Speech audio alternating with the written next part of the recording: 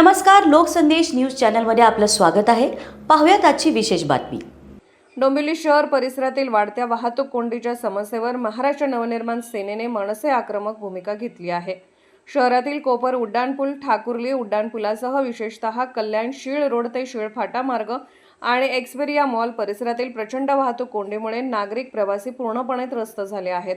या गंभीर समस्येवर तातडीने ठोस उपाययोजना करण्याच्या मागणीसाठी मनसेच्या वतीने रामनगर पोलीस ठाणे वाहतूक विभागाला निवेदन देण्यात आले.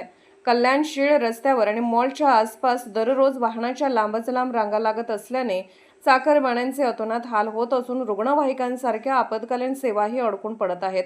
या पार्श्वभूमीवर मनसेने प्रशासनाकडे खालील मागण्या केल्या आहेत. शीळफाटा मार्गावर विशेष नियोजन, कल्याण शीळ रस्ता, मॉल परिसर आणि शीळफाटा जंक्शनवर गर्दीच्या वेळेत वाहतूक पोलिसांची कायमस्वरूपी नियुक्ती करून वाहतूक सुरळीत करावी. शहरातील पुलावरील कोंडीवर तोडगा, कोपर व ठाकुर्ली उड्डाण पुलावरील वाहतूक नियमनासाठी ठोस आराखडा तयार करावा.